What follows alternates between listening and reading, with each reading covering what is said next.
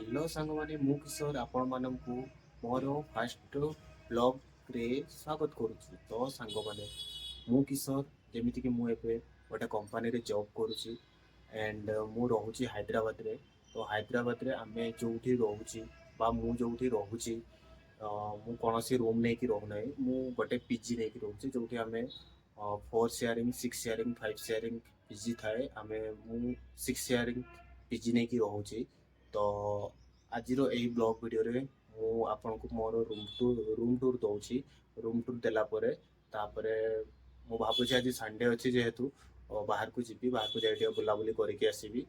କାହିଁକିନା ଏକୁଟିଆ ରୁମ୍ରେ ରହି ରହି ବୋର୍ ଲାଗୁଛି। ତ ତେଣୁକରି ଭାବୁଛି ମୁଁ ବାହାରକୁ ଯିବି, ବାହାରେ ଯାଇକି ଟିକେ ବୁଲାବୁଲି କରିକି ଆସିବି। ତ ଚାଲ ଏବେ ମୁଁ ଟିକେ ରୁମ୍ ବିଷୟରେ ଦେଖିବା।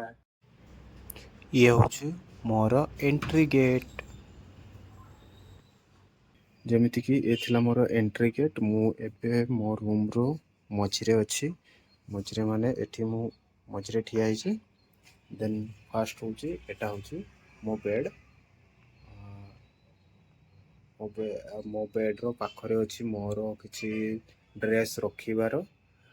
ଏଠି ଗୋଟେ କ୍ଲିପ୍ ଅଛି, ଏଠି ଗୋଟେ କ୍ଲିପ୍ ଅଛି, ଯେଉଁଟାକି ମାନେ ମୋର ଗୋଟେ କ୍ଲିପ୍ ୟୁଜ୍ କରିବା କଥା। ବାକି ମୋ ପାଖରେ ଯେହେତୁ ଅଛି, ମୁଁ ଦୁଇଟା ସାରା କ୍ଲିପ୍ ୟୁଜ୍ କରୁଛି। ତ ଏବେ ଇଏ ହେଉଛି ଦୁଇଟା ବେଡ଼ ଗୋଟେ ସହିତ ଅଛି ଜଏଣ୍ଟ ହେଇକି, ମାନେ ଗୋଟେ ତଳେ ଗୋଟେ ଉପରେ। ଜଣେ ତଳେ ରୁହନ୍ତି, ଜଣେ ଉପରେ ରୁହନ୍ତି। ଆଣ୍ଡ ଦେନ୍ ଏଠି ଆଉ ଗୋଟେ ସିଙ୍ଗଲ ବେଡ଼୍ ଅଛି। ସିଙ୍ଗଲ ବେଡ଼୍ ଭାଇ ଯାଇଛନ୍ତି ଘରକୁ। ବାକି ସିଆଡ଼େ କିଛି କପଡ଼ା ଅଛି। ଏଠି ତାଙ୍କର କ୍ଲିପ୍ ଅଛି। ବାକି ଏ ଭାଇଙ୍କର ଯେଉଁ ଉପର ବାଲା ବେଡ଼୍ଙ୍କର ଏଟା, ଆଉ ମୋ ବେଡ଼୍ର ହେଉଛି ଏଟା। ତ ଯେହେତୁ କେହି ନାହାନ୍ତି ଏଠି, ମୁଁ ହିଁ ଏବେ ରାଜ କରୁଛି କହିବାକୁ ଗଲେ। ଦେନ୍ ଏ ଭାଇଙ୍କର କ୍ଲିପ୍ ସେଠି ଅଛି କପଡ଼ା ରଖିବାର। ଏଠି ଗୋଟେ ୱିଣ୍ଡୋ ଅଛି, ଆଉ ସେଠି କିଛି ସାମାନ ରଖା ଅଛି। ବାକି ରୁମ୍ ଏମିତି ନର୍ମାଲ ସା ଅଛି, ବେଶୀ କିଛି ହାଇ ଷ୍ଟାଣ୍ଡାର୍ଡ ନୁହେଁ। ଆଉ ଏଠି ଗୋଟେ ଭାଇ ରୁହନ୍ତି, ଏଠି ଗୋଟେ ଭାଇ ରୁହନ୍ତି। ବାକି ସେ ଏବେ ଯାଇଛନ୍ତି, ସଣ୍ଡେରେ ତାଙ୍କର ଡ୍ୟୁଟି ଥିଲା, ସେମାନେ ଯାଇଛନ୍ତି। ଆଉ ଏଠି ଆଉ ଜଣେ ଭାଇ ରୁହନ୍ତି, ତାଙ୍କର କ୍ଲିପ୍ ଅଛି ଏଠି। ଆଉ ଏ ଭାଇଙ୍କର କପଡ଼ା ରଖିବାର ଜାଗା ଏଠି ଅଛି। ତ ଏମିତି କିଛି ଥିଲା ମୋର ରୁମ୍ ଟୁର୍।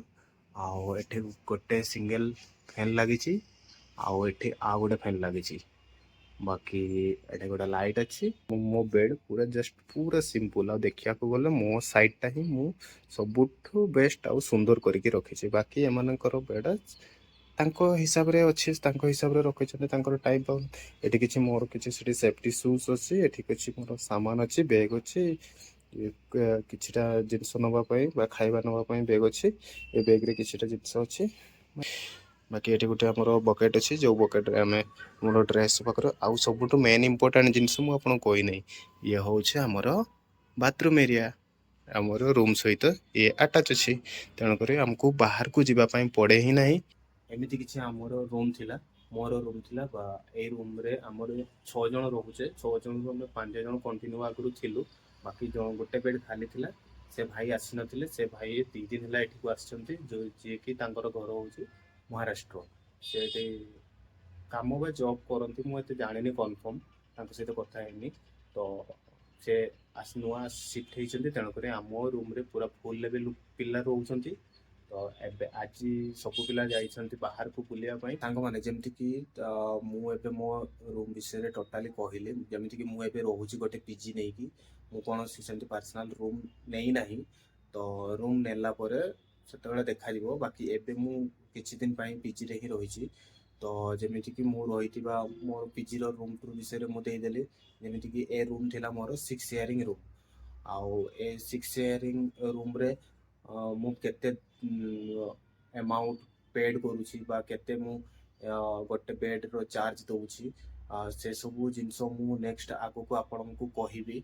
ଆଉ ଏଠିକାର ଖାଇବା କେମିତି, ଖାଇବା କ'ଣ କ'ଣ ଦେଉଛନ୍ତି, ସେସବୁ ଜିନିଷ ମୁଁ ନେକ୍ସଟ ଆଗକୁ କହିବି।